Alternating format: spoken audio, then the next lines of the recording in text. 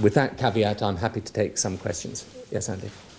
This may be one of those questions, Prime Minister, you can't answer, but there have been official and semi-official comments from the United States about Osama bin Laden's group being the likely culprit for this. What is the British view of that? Do we have any intelligence view about where these attacks have come from? I won't comment on the identification of who is responsible at this stage, but obviously this is something that is under close consideration by our agencies here as well as other agencies around the world, in particular those in the United States of America. Yes, sir.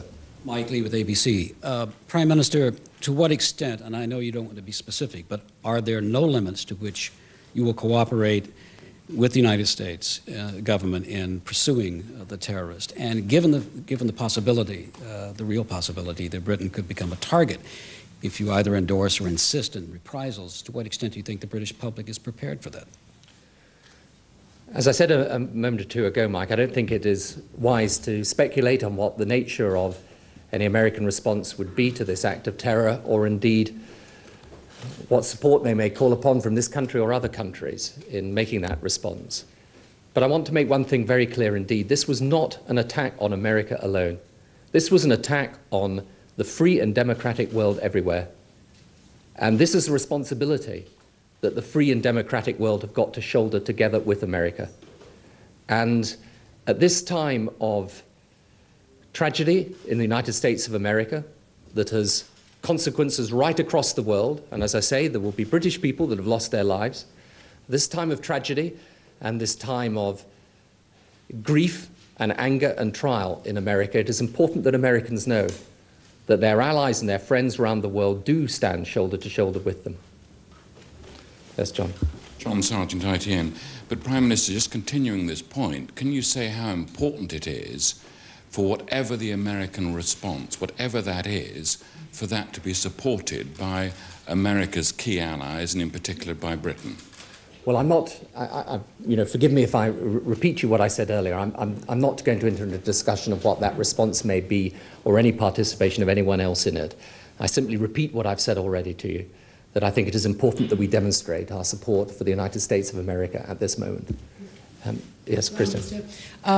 Christiane Amanpour from CNN.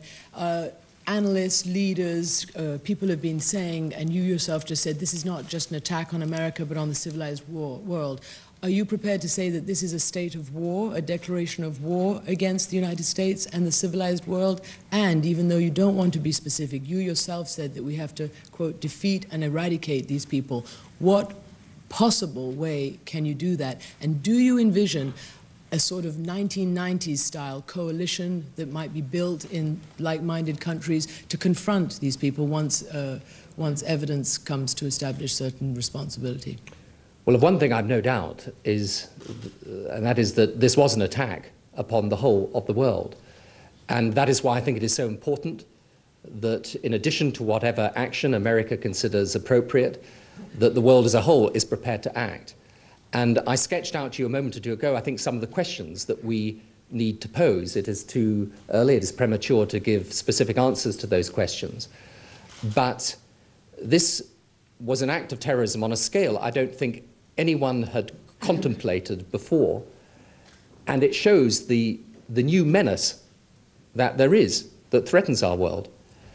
And it is important, therefore, that the international community as a whole, as well as responding to this particular atrocity, considers the nature of these groups, how they are financed, how they operate, and how we defeat them. And I am sure from the discussions that I have had with other leaders in the past